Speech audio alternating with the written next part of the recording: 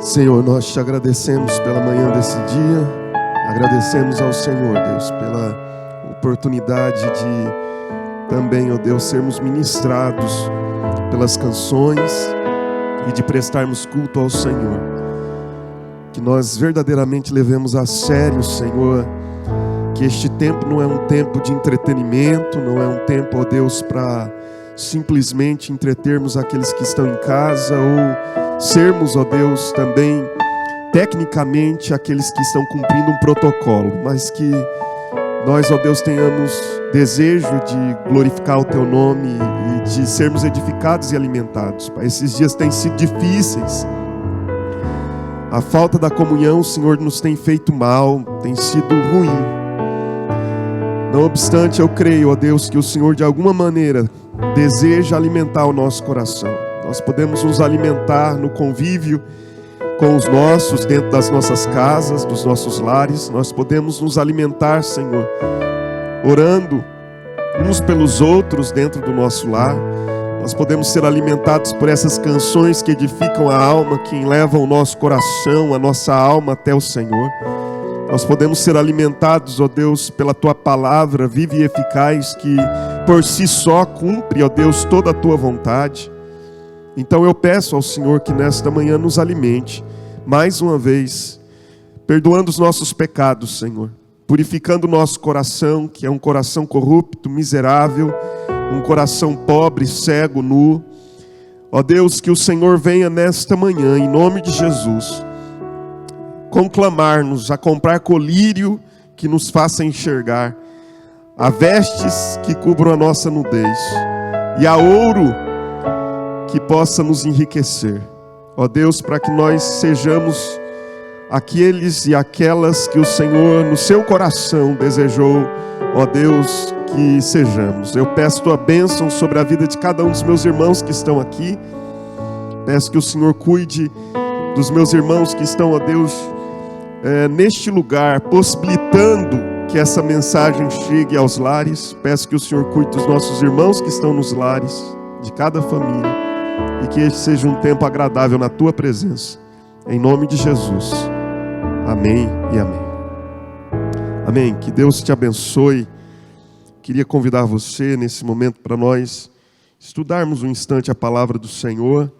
Abra aí a sua Bíblia no Evangelho de Marcos, no capítulo de número 4, nós vamos ler do versículo 35 até o versículo 41. É um texto conhecidíssimo por todos nós. E esses textos são, sem dúvida, os mais desafiadores, porque por nós os conhecermos tão bem, geralmente nós achamos que eles não têm mais nenhuma mensagem a nos trazer, nenhuma mensagem a nos comunicar. Mas duas coisas são importantes nós entendermos com esses textos tão, entre aspas, comuns a nós. A primeira é que a palavra de Deus sempre se renova. É uma fonte inesgotável e atual. A segunda é que mesmo que nós já tenhamos aprendido tudo a respeito, nunca faz mal nós rememorarmos isso. Isso quem nos ensina é o apóstolo Pedro. Pedro diz que as palavras dele não eram a respeito da segunda vinda para trazer ensino apenas novo, mas era para trazer a memória, era para rememorar aquilo que eles já sabiam. Então, há sem dúvidas ensinos aqui que você já sabe, há outros que o Espírito pode comunicar ao seu coração. Então não leia esse texto de uma maneira displicente, mas vamos juntos buscar conhecimento naquilo que Deus pode nos comunicar nesta manhã através desse texto. Naquele dia, sendo já tarde, disse-lhes Jesus: passemos para a outra margem. E eles, despedindo a multidão, o levaram assim como estava no barco, e outros barcos o seguiam. Ora, levantou-se grande temporal de vento, e as ondas se arremessavam contra o barco, de modo que o mesmo já estava a encher-se de água. Jesus estava na popa, dormindo sobre o travesseiro. Eles o despertaram e lhe disseram: Mestre, não te importa que pereçamos? E ele, despertando, repreendeu o vento e disse ao mar: Acalma-te, emudece. O vento se aquietou e fez-se grande bonança. Então lhe disse: Por que sois assim tímidos? Como é que não tendes fé? E eles, possuídos de grande temor, diziam uns aos outros: Quem é este que até o vento e o mar lhe obedecem? Amém. Amém.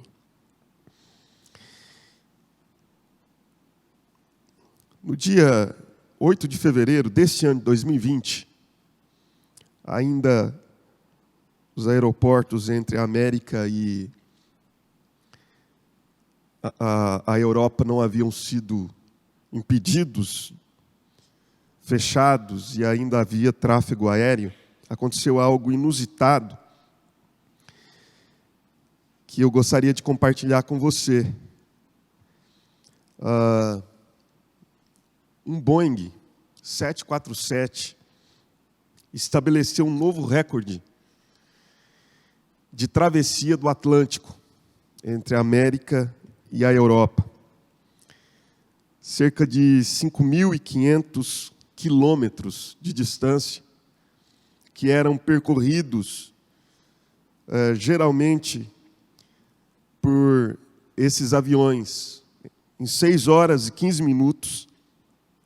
Um desses Boeings cumpriu seu percurso em apenas 4 horas e 56 minutos.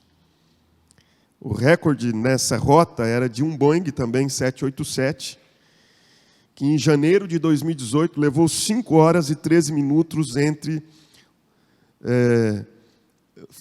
cumprindo esse itinerário. A causa disso, a causa desse Boeing ter conseguido cumprir ou fazer cumprir essa trajetória tão rapidamente, foi o fato de que uma tempestade, que fora denominada de Ciara, que atingiu o Reino Unido no fim daquela semana, com ventos de até 90 quilômetros por hora, ajudou com que esse Boeing chegasse com mais rapidez ao seu destino. Eu tenho aqui a reportagem em minha mão, e essa reportagem diz que esse Boeing ele foi beneficiado pelo empurrão dos ventos de cauda, por causa dessa tempestade. Esses 2 aeroportos, que eram separados por 5.500 quilômetros de distância, foram aproximados, não geograficamente, mas foram aproximados por causa dessa tempestade que fez com que esse avião, por causa desse empurrão dos ventos de cauda, pudesse cumprir essa trajetória mais ou menos com 1h30 diminuída. Eu queria que você pudesse observar comigo, irmãos e irmãs, que muitas vezes nós somos ajudados pela tempestade. A tempestade pode ser um sinal de perigo, mas outras tantas vezes ela pode ser uma grande oportunidade. E é sobre isso que eu queria que nós pudéssemos refletir rapidamente nessa manhã. A tempestade pode ser um grande sinal de perigo, mas também pode ser uma grande oportunidade de chegarmos mais rápidos ao nosso destino final. Aliás, os marinheiros, no passado, eles costumavam dar nomes aos ventos. E alguns chamavam determinados ventos de obiportos. Esses ventos chamados obiportos foram os ventos que deram origem à palavra oportunidade. Porque os obiportos eram os ventos que faziam com que eles se aproximassem com mais rapidez do seu destino, do porto seguro, porque esses ventos contribuíam para que eles pudessem navegar com mais facilidades. Quando eles percebiam o obportos, eles gritavam: alcem as velas. Quando eles percebiam o obportos, eles pediam para que as velas fossem erguidas, para que aquele vento pudesse contribuir, pudesse ajudá-los a encontrar o porto seguro, o porto que eles estavam almejando. Nós fomos feitos para navegar. Existe um livro de Gary Collins que é sobre aconselhamento cristão. E nesse livro, quando ele fala a respeito do suicídio, ele diz que nós somos como navios que foram feitos para a navegação. Nós podemos simplesmente ficarmos aportados com as nossas âncoras lançadas ao mar, sem nenhum risco no casco do navio. Mas em seguida ele diz: mas não foi para isso que nós fomos criados. Nós não fomos criados para ficarmos atracados nos portos. Nós fomos criados para navegar. Essa metáfora que Gary Collins usa pode nos indicar que a vida é uma travessia em alto mar. Não obstante o fato de que a vida pode ser uma travessia em alto mar, nós precisamos entender que nessa travessia há tempestades. Que nós podemos enfrentar tempestades, dificuldades, adversidades. É claro que você já leu esse texto à luz dessa perspectiva. E mais uma vez eu gostaria de resgatar essa perspectiva. A vida é uma travessia. Nós estamos numa travessia de uma margem à outra. E no meio dessa travessia há tempestades. Tempestades de todo tipo. Algumas dessas tempestades podem ser encaradas como o fim da nossa navegação. Alguns podem encarar como o fim da navegação e outros podem encará-la como uma grande oportunidade para nós chegarmos mais cedo em casa. Para nós alcançarmos o porto seguro com mais rapidez. O que nós precisamos nessa travessia é aprendermos algumas lições. Lições que ultimamente têm ficado muito difíceis de ensinar. Nós precisamos aprender a lição, e isso introdutoriamente apenas, eu gostaria de dizer que é necessário nós enfrentarmos as tempestades da travessia com mais resistência, com mais resiliência, com menos frustrações.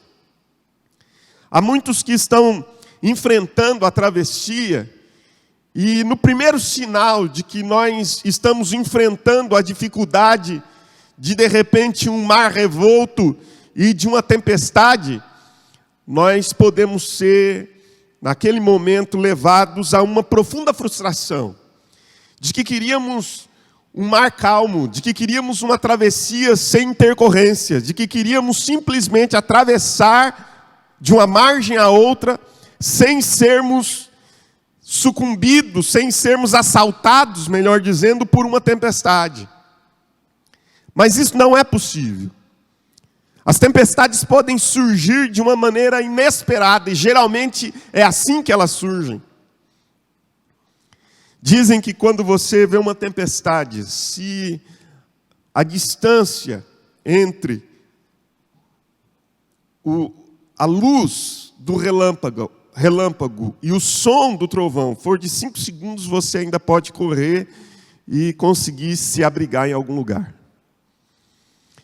De repente, nós estamos contemplando uma tempestade e essa tempestade ainda nos dá o conforto de sermos levados até um abrigo, mas não obstante isso, nós olhamos para a tempestade e já estamos profundamente frustrados, achando que não podemos enfrentá-la, que não somos suficientes. De fato, não somos, mas nós precisamos vencer esse profundo sentimento de frustração, porque não fomos feitos para ficarmos atracados, aportados, nós fomos feitos para a navegação. E na travessia da vida, nós enfrentamos necessariamente tempestades.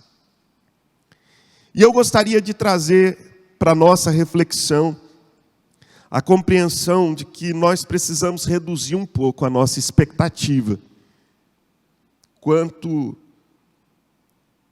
a nossa vida aqui na terra. Há uma frase de Max Lucado em que ele diz: reduza a sua expectativa com relação à terra. Ela não é o céu, portanto, não espere que seja.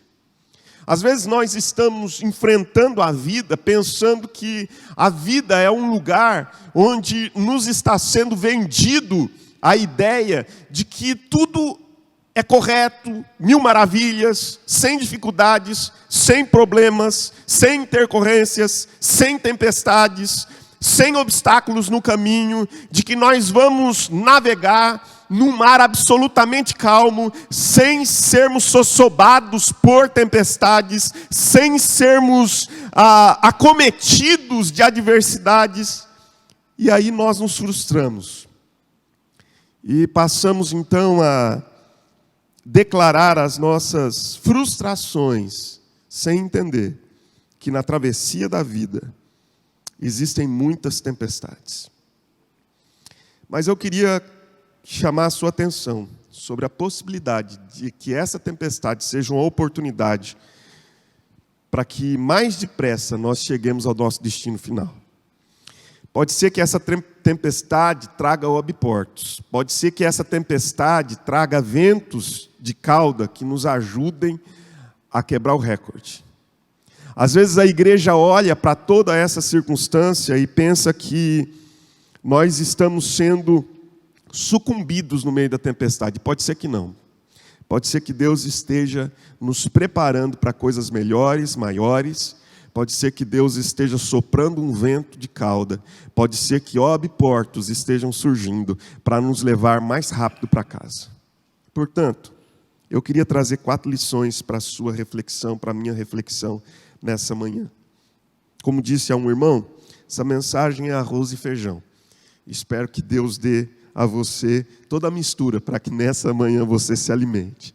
A primeira lição que eu gostaria de trazer ao meu e ao seu coração é que nessa travessia em que há tempestades, quando as enfrentamos, aparentemente, Jesus não se importa. Geralmente, quando nós enfrentamos tempestades, existe uma aparência de que o Mestre, de que Cristo não está se importando com o que está acontecendo. Pode parecer até uma contradição, porque quando tudo parece fora do lugar, a ideia que nos passa sobre Deus é de que Ele está dormindo. O Deus insone dormiu. O Deus que não dormita nem dorme, dormiu. O Deus que está sempre atento, aparentemente não se importa. Esse é o sentimento que muitas vezes alcança o nosso coração no meio das tempestades. Foi esse o sentimento que alcançou o coração dos discípulos.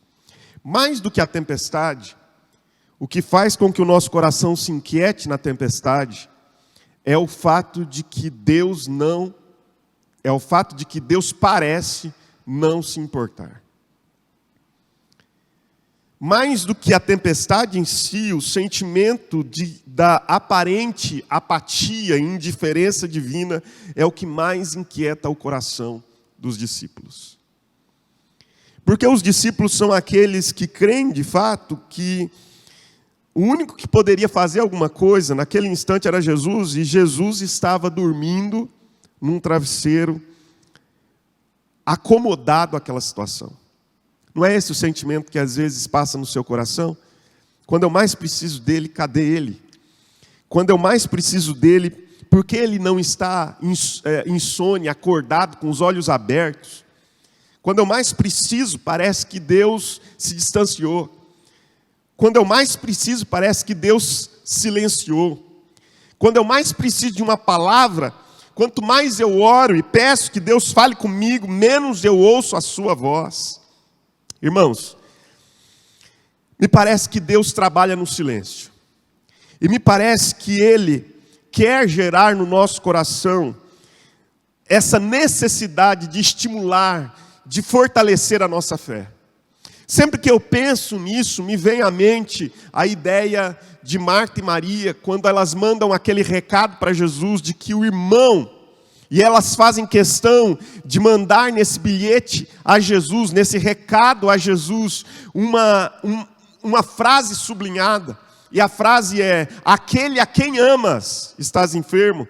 Porque de repente me parece que se nós despertarmos Deus com a memória de que Ele nos ama, Ele vai vir em nosso socorro de uma maneira mais rápida, menos demorada. E quando elas enviam esse recado, elas querem que Jesus imediatamente atenda àquele pedido. Venha em nosso socorro, aquele a quem amas está enfermo, socorre-nos agora. Mas a Bíblia diz que Jesus ainda se demora. Essa palavra que Ele se demora, ela é significativa demais. Porque esse Deus que aparentemente demora, esse Deus que aparentemente está indiferente à situação, acomodado, dormindo no momento mais trágico da história, é o Deus que está agindo através dessa ação. Ele está agindo através dessa ação, por mais redundante que seja Ele está agindo. No meio dessa situação, Ele está agindo. A Bíblia diz que Jesus se demora, e Ele se demora exatamente porque Ele queria forjar o caráter dos discípulos, para que eles tivessem fé, e Ele queria mostrar para Marta e Maria que não existem impossibilidades, que uma coisa é curar o enfermo, outra coisa é ressuscitar o morto. Nós precisamos entender que Ele tem planos, e os seus planos não podem ser frustrados jamais. A aparente indiferença divina não existe.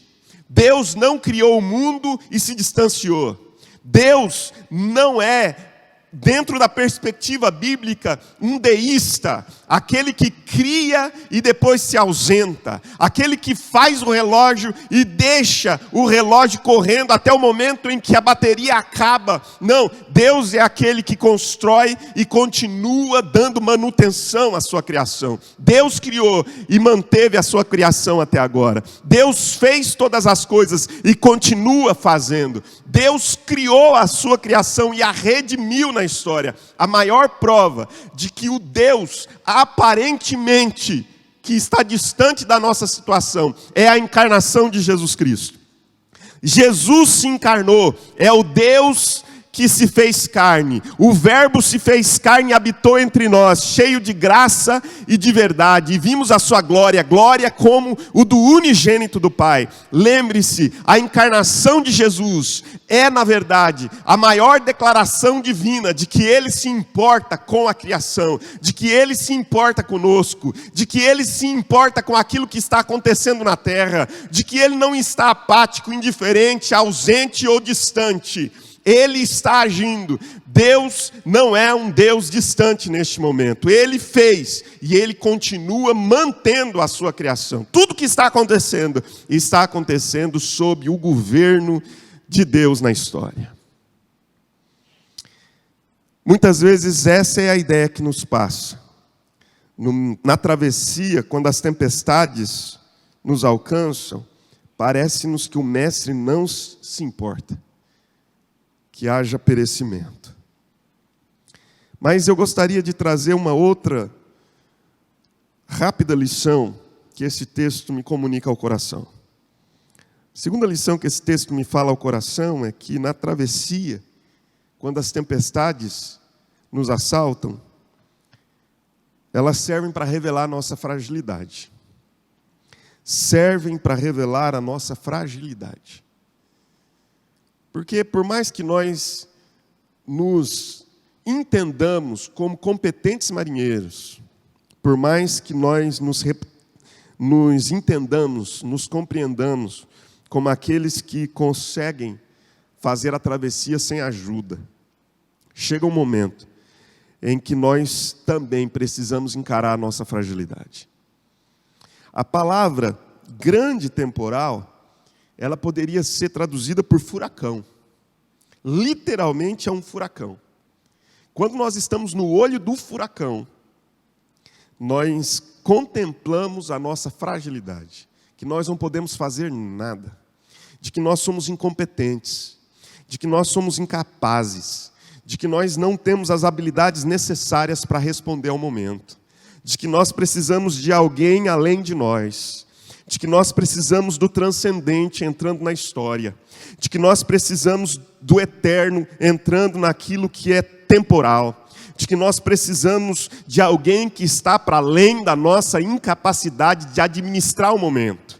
Nós não podemos administrar o furacão. O furacão, ele é algo inadministrável. Nós não podemos contê-lo. Simplesmente ele chega e levanta todas as coisas da terra e leva tudo para o céu. É assim que nós precisamos, nesses momentos, nos encarar como pessoas de fato frágeis, que somos. As tempestades, elas revelam a nossa profunda fragilidade.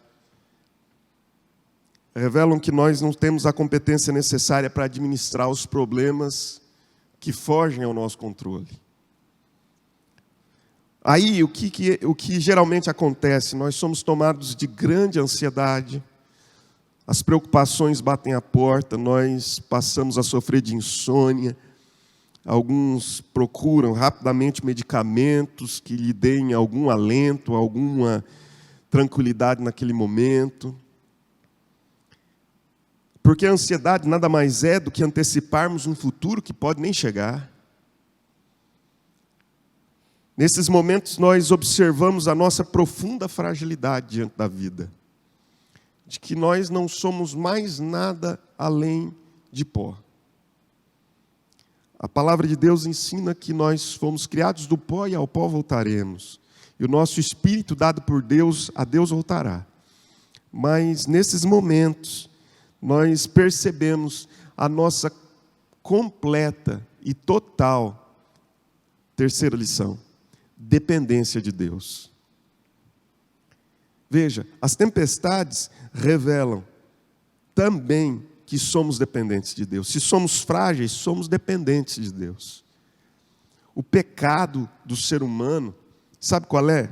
É o pecado da autossuficiência, é o pecado da independência. A tentação maligna foi exatamente essa. Porque Deus sabe que no dia em que comerdes desse fruto, sereis como Deus. Qual é o nosso pecado? O nosso pecado é o pecado da independência, da autossuficiência. Por que às vezes as tempestades vêm? As tempestades vêm para revelar a nossa fragilidade, para mostrar a nossa necessidade de dependência de Deus. As pessoas estão vivendo nesses dias como se elas fossem autossuficientes e continuam vivendo dessa maneira. A tempestade vem, mas nós continuamos querendo ter o controle de todas as coisas nas nossas mãos. Nós continuamos desejando ter o controle de todas as coisas nas nossas mãos. Fazemos previsões, fazemos as nossas elucubrações em relação ao futuro, mas deixa eu lhe dizer uma coisa, nada está fora do controle de Deus, mas tudo está fora do controle humano nesses momentos. E Deus está fazendo isso para dizer, vocês precisam de mim. Uma sociedade que virou as costas para Deus, uma sociedade que tem negado Deus, uma sociedade que às vezes fala sobre Deus, mas está absolutamente alienada da realidade de Deus. E tudo isso acontece para dizer, olha, vocês são dependentes, vocês precisam de mim. Vocês são seres daqui, imanentes. Vocês precisam de algo transcendente, que os ajude, que os auxilie, que lhes dê direção, que lhes dê um rumo. É nesse momento, quando nós reconhecemos a nossa fragilidade e a nossa dependência, que Deus desperta. Ele é despertado. Ele é despertado pelo nosso clamor. Ele é despertado pela nossa palavra. Mestre, não te importa que pereçamos, porque do modo como as coisas estão indo, vamos morrer. Aí então Deus desperta, como que dizendo, até que enfim eu consegui aguçar em vocês aquilo que queria de fato despertar em vocês. O despertamento de Deus é na verdade o despertamento do homem. Porque de repente Pedro podia dizer, não, eu conheço o significado de navegar, de velejar aqui nas águas desse lago. Eu sei como funciona. Eu já atravessei esses 13 quilômetros de uma margem à outra várias vezes. Eu sei como funciona. Mas no momento em que Pedro e os demais levantam-se e dizem, mestre, nós não conseguimos mais administrar essa situação. É aí que o despertamento de Deus revela o despertamento do homem. O homem se despertando para as profundas realidades do céu. O homem se despertando para aquilo que ele nunca deveria ter dormido. Coisas para as quais ele jamais deveria ter dormido. Então ele desperta e clama, mestre, não te importas. E o despertamento humano desperta Deus. E ele desperta para realizar aquilo que nós precisamos aprender como quarta lição. As tempestades revelam quem é Jesus.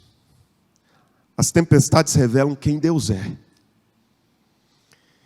As tempestades servem para colocar as coisas no devido lugar. Às vezes o furacão parece que tira tudo do lugar. Na verdade, o furacão, nesse contexto, coloca as coisas no seu devido lugar. Porque às vezes achamos que estamos no controle do navio, às vezes achamos que temos o leme na mão, às vezes achamos que somos suficientemente habilidosos, capazes, competentes para levar o nosso barco até o destino final, mas no meio disso tudo, Deus mexe as coisas, Deus faz com que o nosso chão seja removido de debaixo de nós, e então nós precisamos aprender a clamar, então nós precisamos pedir ajuda de Deus, então nós clamamos por Ele, e isso revela quem Deus é. Se revela quem nós somos, frágeis, carentes e dependentes de Deus, revelam também quem Deus é. Revelam que Deus pode acalmar um mar enfurecido, que Deus pode emudecer as vozes do vento que se aquieta e uma grande bonança se estabelece. Deixa eu lhe dizer uma coisa. A igreja precisa aprender a clamar para que a bonança venha. E talvez a gente diga assim, vamos clamar para que a bonança venha para a igreja. Não, nós vamos clamar para que o mar seja acalmado. Preste atenção que no versículo de número 36, são apenas reflexões simples, tá, irmãos? Mas eu queria que você prestasse atenção nisso, ó. E eles, despedindo a multidão, o levaram, assim como estava no barco. E outros barcos o seguiam. Veja que outros barcos seguem. Eu recebi um vídeo essa semana, muito interessante, falando a respeito dessa situação que estamos vivendo como uma grande tempestade, mas dizendo algo que é absolutamente verdadeiro. Nem todos estamos dentro do mesmo barco. Porque a gente diz assim, estamos todos dentro do mesmo barco. Não é verdade. A gente sabe que não. Nós estamos todos debaixo da mesma tempestade. Mas existem outros em outros barcos. E esses outros que estão em outros barcos não têm Jesus. É esse barco que tem Jesus. Não obstante o fato de que nós que temos Jesus no barco, clamamos por Ele, Ele faz o mar sossegar, emudecer e o vento se aquietar para todos os barcos.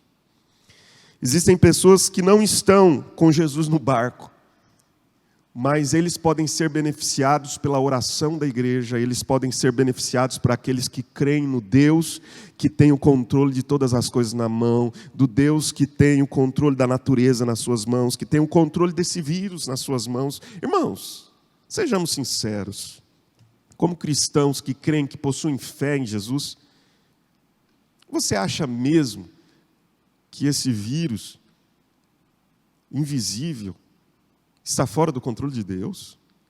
Sejamos sinceros. Tudo isso está dentro de um controle divino. Eu vou mais longe, porque nessas áreas me parece que, eu já digo para o pessoal brincando que eu sou um ultra calvinista, eu até acredito não apenas numa permissão, mas numa ordenação divina, porque nesses momentos em que a tempestade se abate sobre nós, todos nós passamos então a olhar para o céu e a clamar: Mestre, não te importa que pereçamos? Não tem nada fora do controle de Deus.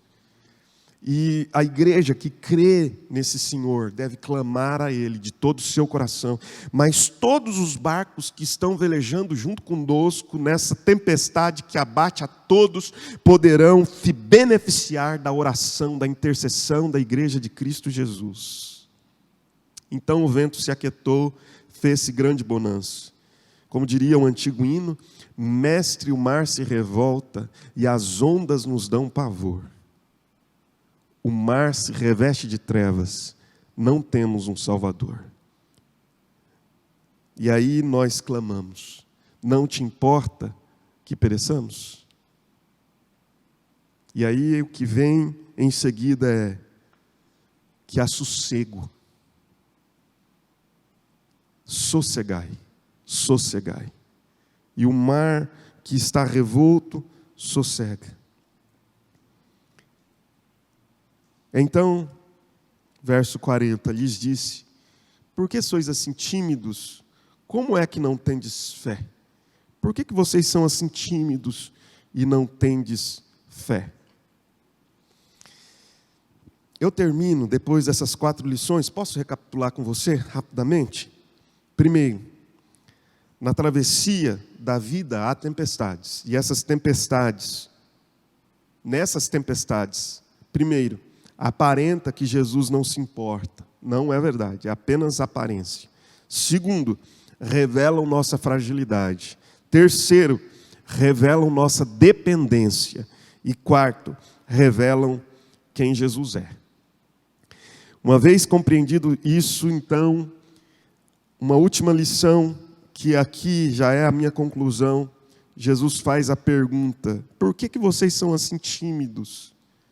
Timidez aqui tem a ver não com uma personalidade, com um traço da personalidade, mas tem a ver com a covardia diante das situações adversas.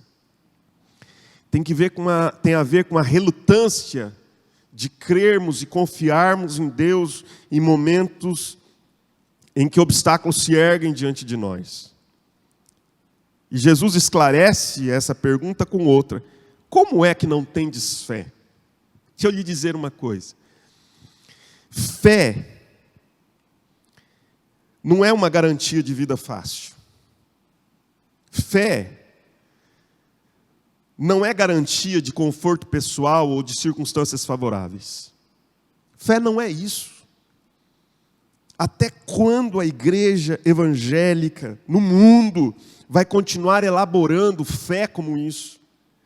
E vai continuar pregando fé dessa maneira? Fé não é garantia de vida fácil. Fé não é garantia que na travessia da vida nós não teremos tempestades. Fé não é garantia de conforto pessoal. Fé não é garantia de bem-estar. Fé não é garantia de circunstâncias favoráveis. Não é. Fé não é garantia de que tudo vai dar certo da maneira como nós planejamos que deveria dar certo. Fé não é garantia de que na travessia o mar não vai estar revolto e nós não vamos sofrer com furacões, com tempestades. Fé não é garantia disso. Fé é a certeza de que o nosso Deus é fiel, de que Ele nos ama, apesar das adversidades que enfrentamos, e Ele nunca abandona o nosso barco. Fé é isso. Fé é a certeza de que nós estamos atravessando uma tempestade, mas nós não vamos sucumbir. Fé é a certeza de que nós estamos atravessando uma tempestade, mas o nosso barco vai chegar por fim, num destino seguro, num porto seguro, porque o nosso Deus não nos abandona. Ele dá ordem ao mar, Ele fala à tempestade, Ele dá ordem às circunstâncias desfavoráveis, difíceis, adversas, e faz com que tudo se acalme no tempo oportuno. Fé é nós termos a certeza de que a tempestade não é a palavra final. A palavra final é sossega. A palavra final é emudece. A palavra final é aquieta-se. E tudo tem grande bonança. E aí, possuídos de grande temor, os discípulos olhavam uns para os outros e faziam uma outra pergunta: quem é este, que até o vento e o mar lhe obedecem? Este é Jesus. Porque no meio da tempestade nós conhecemos mais de Jesus, nós conhecemos mais de Deus, revelam quem Jesus é. Que Ele te ajude, que Ele me ajude a enfrentar essa grande tempestade, aprendendo as lições necessárias como igreja. Orando para que esse mar revolto seja tranquilizado. E não se importe, viu? Os outros barcos podem até dizer que fora a habilidade deles que os conduziu ao porto seguro. Não. Nós sabemos que quem fez o mar se acalmar foi o Deus soberano que rege sobre a natureza e sobre todas as coisas. Nós sabemos disso. E é isso que deve encher o nosso coração. Que todos se beneficiem com a sua oração, com a minha oração. Ore por todos. Ore por todos. Eu fico ouvindo crentes dizendo que não devem orar por esse ou por aquilo. Nós devemos orar por todos. Por todos. Para que todos os barcos que seguem conosco nessa tempestade sejam beneficiados, ainda que não reconheçam que foi Jesus quem fez isso. Feche os teus olhos, vamos orar. Antes disso, vamos cantar ao Senhor, que nós possamos descansar nesta manhã nele, em nome de Jesus.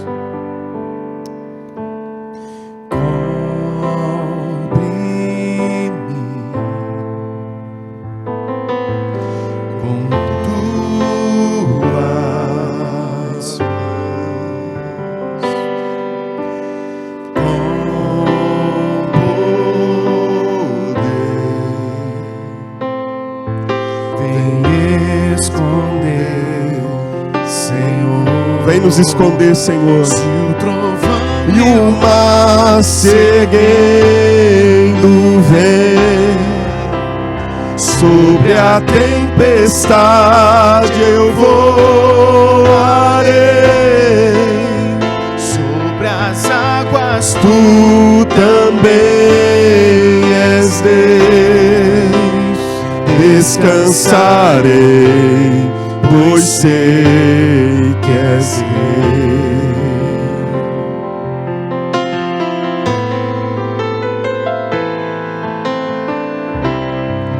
Senhor, nossa alma está segura nas tuas mãos. Aleluia. Minha Aleluia. alma está Segura em ti. Segura em ti. Aleluia, louvado seja o teu nome, Senhor. Sabe bem Tu sabes todas as coisas. que em Cristo firme está. Se o trovão e o mar seguindo vem, sobre a tempestade eu voarei. Aleluia. Sobre as águas Tu também és Deus. Descansarei, pois sei que és Rei. Se o trovão e o mar seguindo vem, sobre a tempestade eu voarei. sobre as águas Tu também és Deus. Descansarei, pois sei que és Rei. Descansarei, pois sei que és Deus. Aleluia. Glória ao teu nome, Senhor. Louvado seja o teu nome nesta manhã, Deus eterno. Obrigado, Senhor, por tê-lo conosco nesse barco. E obrigado, Senhor, porque a igreja deve ser bênção para todos os barcos que estão conosco nessa navegação perigosa da vida. Obrigado porque a igreja, Senhor, é um instrumento para abençoar a política através das suas intercessões. Obrigado porque a intercessão da igreja é uma ferramenta útil para abençoar a economia. Obrigado porque a intercessão da igreja abençoa a sociedade. Obrigado porque a igreja, Senhor, primeiro intercede, mas ela também levanta, ó Deus, não apenas a sua voz intercessória, mas a sua voz e ação profética na terra. Por isso eu peço, ó Deus, que todos possam ver as nossas boas obras e glorificarem a Deus que está no céu. Usa a tua igreja nesses dias difíceis. Usa, Senhor, a tua igreja na nossa nação. Levanta nesses dias as vozes verdadeiramente proféticas.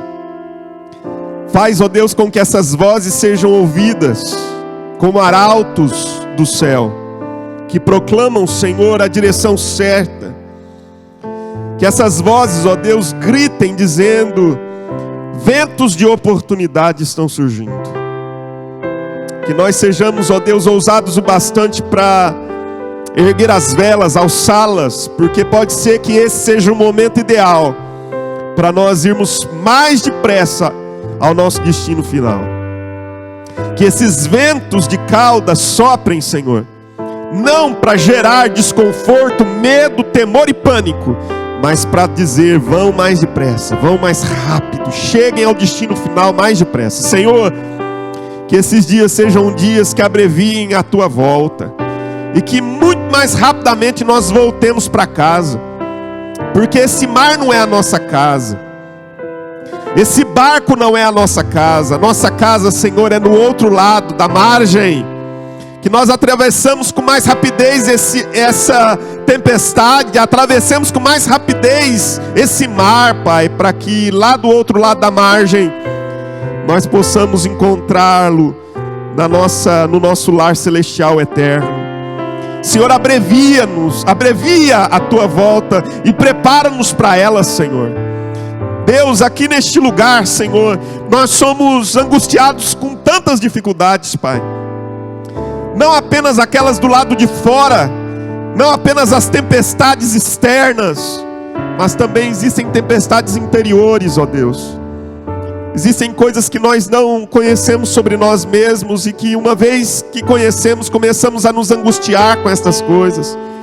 Senhor, nós precisamos logo, mais depressa, da tua ajuda, Senhor, levando-nos ao porto seguro. Por favor, Senhor, ajuda-nos nisso. Em nome de Jesus eu te peço, para a glória do Senhor Jesus Cristo.